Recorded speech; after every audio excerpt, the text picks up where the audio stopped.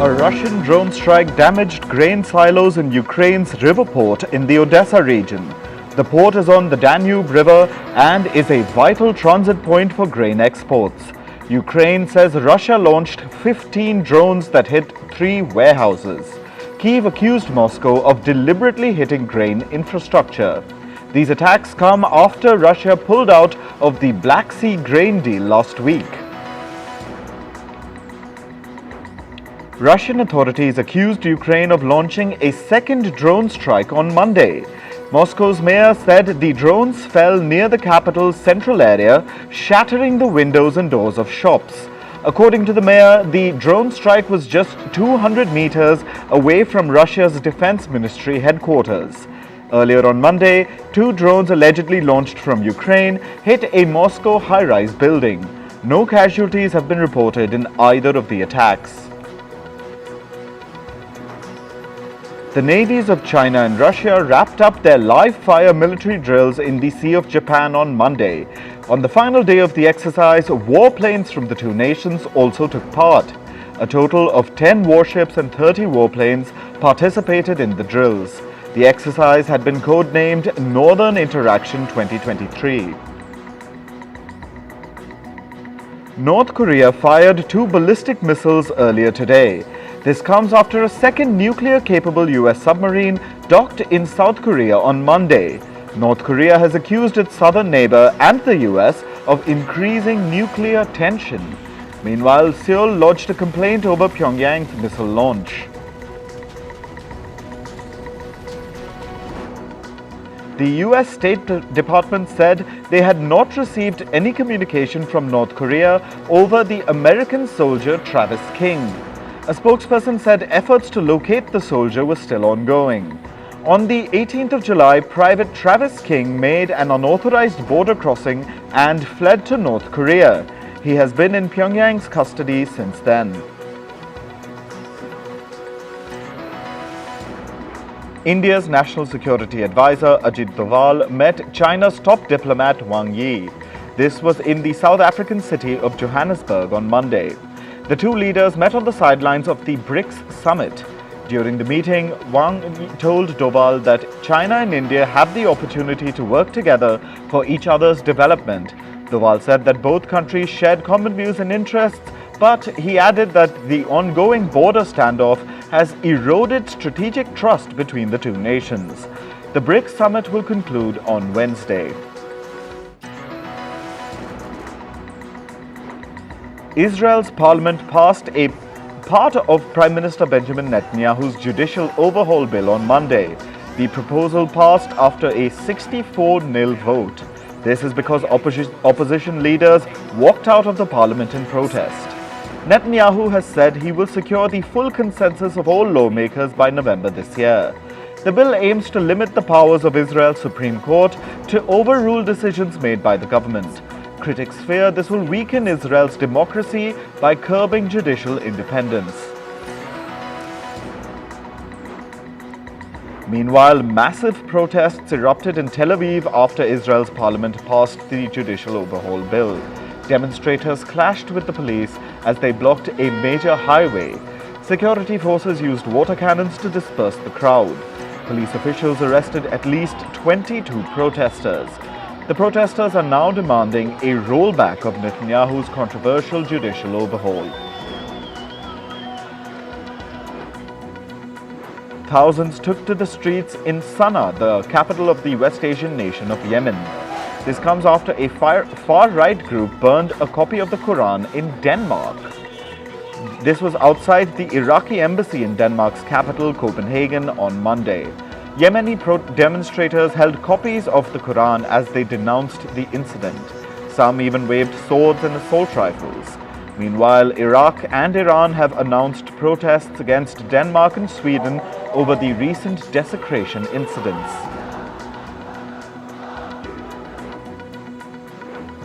The U.S. Justice Department is suing the state of Texas.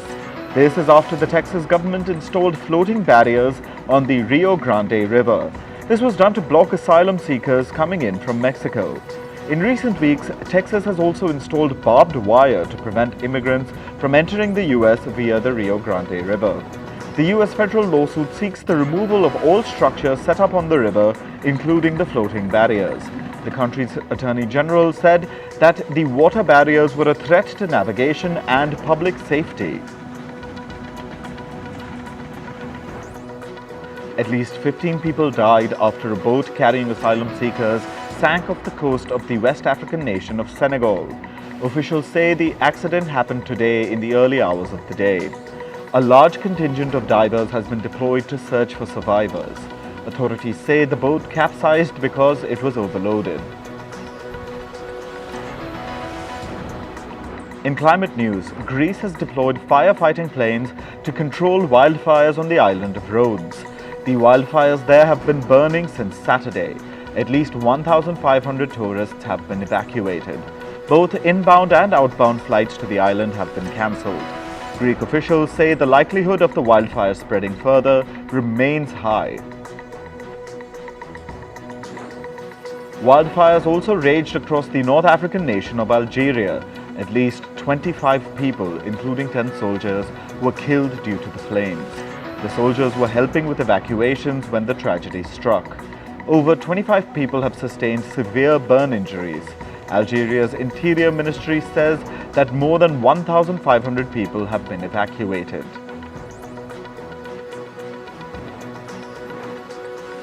In the US, wildfires have torched over 20,000 hectares of land in the state of Washington. Authorities have issued evacuation orders in the region. Several homes, farms and crops have been destroyed by the flames. No injuries have been reported.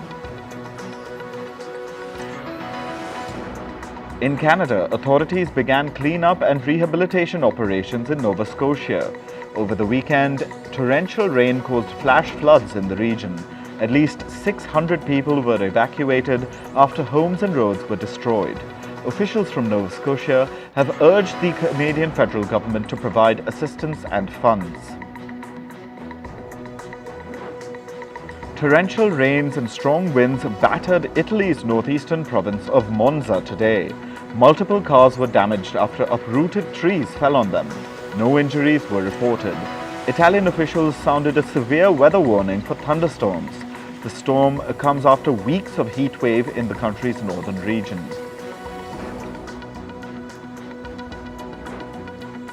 A sudden thunderstorm hit Germany's capital, Berlin, on Monday. Multiple trees were uprooted due to heavy rainfall and strong winds. Overground metro services were halted due to the weather. Officials sounded a severe weather alert and urged residents to stay indoors. In Afghanistan, at least 30 people were killed due to floods caused by monsoon rains. This was in and around the Kabul province. Over 40 people are missing as hundreds of houses were washed away. Another 70 people sustained injuries. The ruling Taliban have called on aid groups to help with the situation. 4 years of drought have led to a severe water shortage in the North African country of Tunisia. Nomads and tribal people in Tunisia are facing a crisis due to this. Low water levels have reduced pasture land and grazing grounds. Tribal communities are unable to secure water and food for their families and cattle. They have urged Tunisia's government to provide support. Climate activist Greta Thunberg was charged by a Swedish court on Monday. Thunberg and other climate activists were found guilty of disobeying police orders during a protest. The activist group was charged for blocking road access to an oil terminal in the Swedish city of Malmö. Thunberg was fined $240. After her conviction, Thunberg said she was disappointed with Sweden's legal system. I'm not disappointed. Now on to business and tech news. Apple is facing a $1 billion class action lawsuit in Britain. It has been brought by more than 1,500 application developers in the UK over App Store fees. Apple's services business has seen revenues grow at a rapid pace in the last few years. However, the company charges 15 to 30% commissions from app makers for the use of an in-app payment system. This has been criticized by application developers. Apple earlier said that 85% of the developers on the App Store do not pay any commission. A jury in the US state of Texas has said that Google violated a software developer's patent rights with its remote streaming technology. Google has been ordered to pay more than $338 million in damages. The jury found that Google's Chromecast and other devices infringe upon patents owned by TouchStream Technologies. Google, however, says that it has developed the technology independently. Binance and its CEO, Changpeng Zhao, are planning to seek the dismissal of a US Commodity Futures Trading Commission complaint. It accuses the crypto exchange of violating the country's Commodity Exchange Act and other federal regulations. The CFTC sued Binance in March this year for operating a quote-unquote illegal exchange and a sham compliance program. The lawyers for crypto exchange FTX's founder Sam Bankman-Fried have rejected US prosecutors' claims of witness tampering. However, the lawyers have agreed to accept a gag order. Bankman-Fried has pleaded not guilty to charges that he stole customer funds. He is set to go on trial on October 2nd. FTX was once valued at $32 billion, but it filed for bankruptcy in November last year. Taiwanese chipmaker TSMC has planned to invest more than $2 billion in an advanced facility. The decision is driven by a surge in demand for artificial intelligence.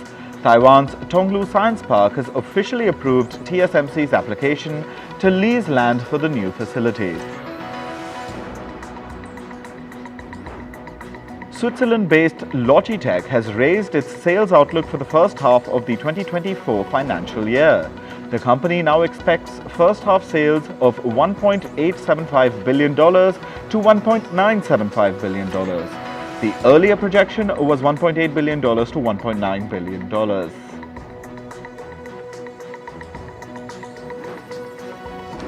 Elon Musk replaced Twitter's logo from the famous blue bird to X on Monday. Martin Grasser, one of the three designers of the blue bird, said it was sad to see the replacement of the original logo. The logo has been changed amid a major rebranding of the social media platform. Remember, Elon Musk bought Twitter for $44 billion last year. Commercial and consumer bank Firstpost Corp said that it suffered a security breach. The breach has impacted 450,000 customer records. The security breach reportedly involved a popular file transfer tool called MoveIt. A third party has gained access to the data of Firstsource's commercial and individual clients. The company is in the process of identifying and notifying the clients affected. Italian asset manager Azimut has said that it faced a cyber attack, but the attack reportedly did not harm sensitive customer data. The Israeli hacking monitoring startup Darkfeed said the attack was carried out by Black Cat. Black Cat is a ransomware group which stole large amounts of data from an Italian state-owned energy services firm in September. Starbucks has been found to have violated US labor laws by firing a Manhattan store supervisor. The supervisor had organized workers to join a union. The National Labor Relations Board judge found it, quote-unquote, particularly suspicious that Starbucks would risk violating the law by discharging an excellent employee. Starbucks said it disagreed with the observation and is exploring legal options. Moving to sports. In cricket, India won the Test series against the West Indies 1-0 after the second match ended in a draw.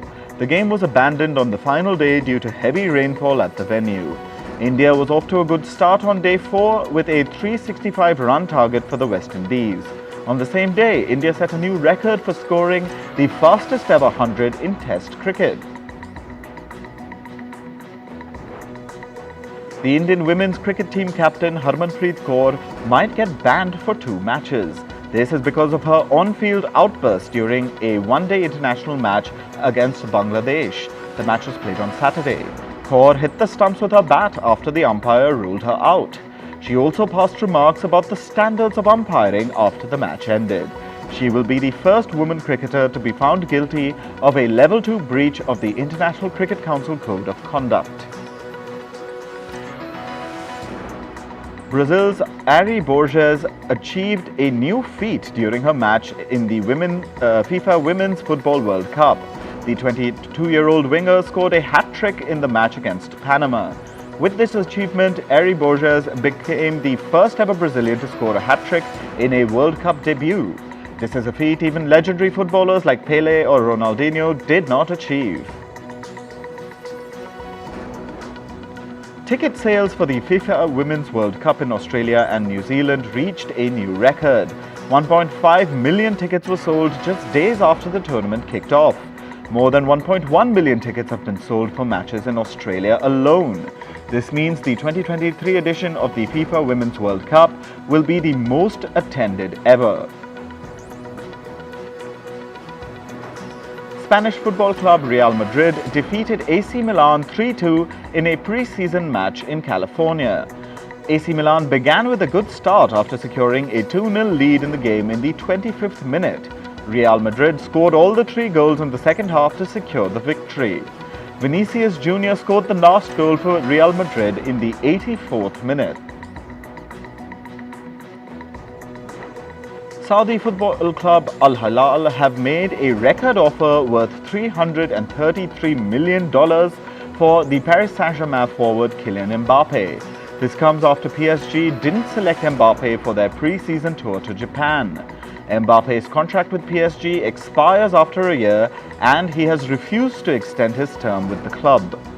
Neymar's signing to PSG from Barcelona in 2017 is currently the world's highest record amount. US football club Inter Miami's coach has said Lionel Messi will be the club's new captain. Messi signed for Miami earlier this month and wore the captain's armband on his debut match for the club. The club's previous captain is currently injured.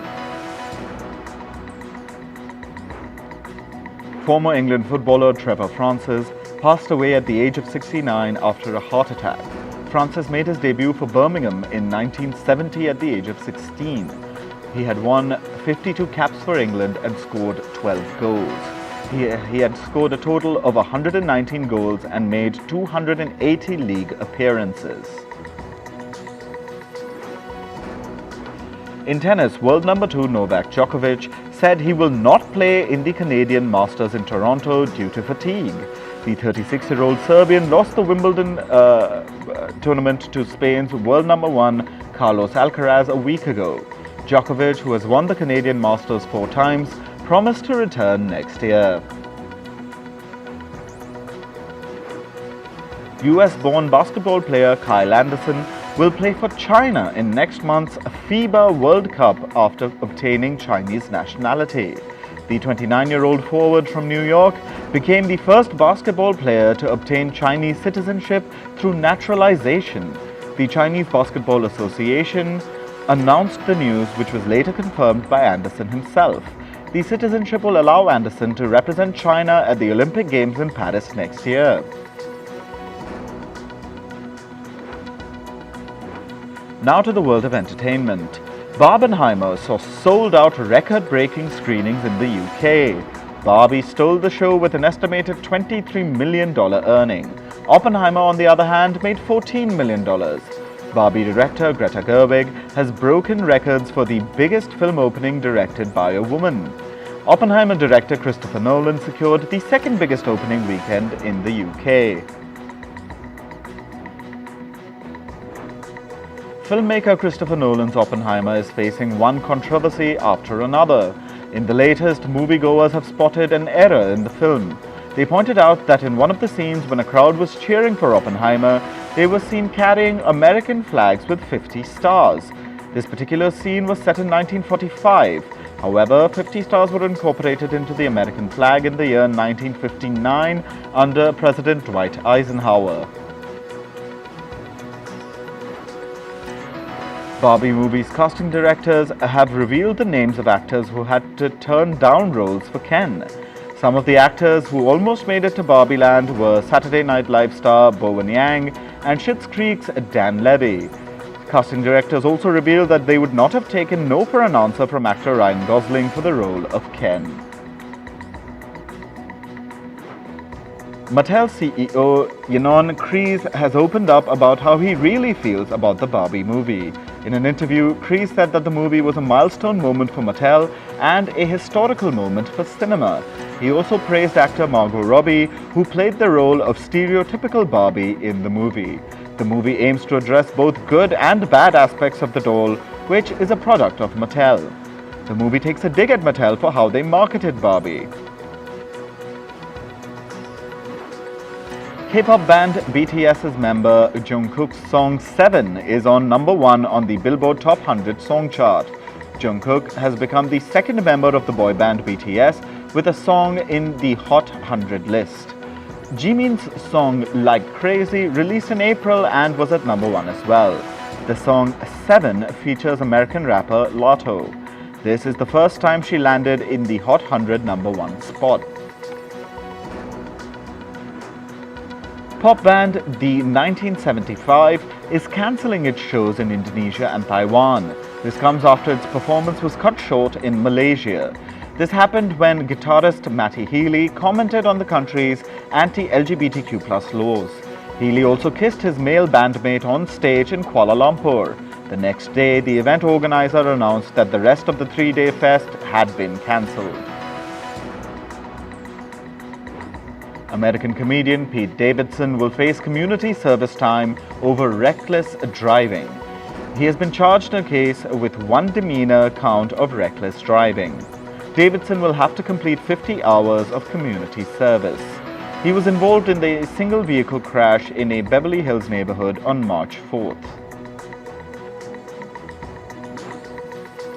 American comedian Tiffany Haddish has revealed that she recently experienced her 8th miscarriage.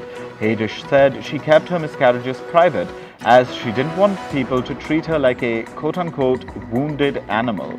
The comedian took parenting classes this year so she could adopt a child.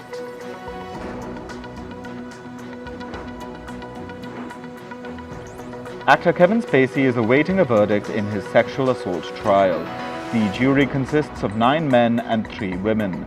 The judge sent the jury to begin their deliberations on the case. 63-year-old Spacey is facing 9 charges of sexual offenses against 4 men that allegedly took place between 2004 and 2013 in Britain. Spacey has pleaded not guilty to all the charges. Forensic experts will test bullets found at the home of a former gangster to see if they are linked to late rapper Tupac Shakur's death. Police revealed that detectives removed several .40 caliber bullets from the gangster's residence. Detectives have preserved forensic evidence from Tupac's death scene, which includes bullets and clothing. The rapper was killed 26 years ago.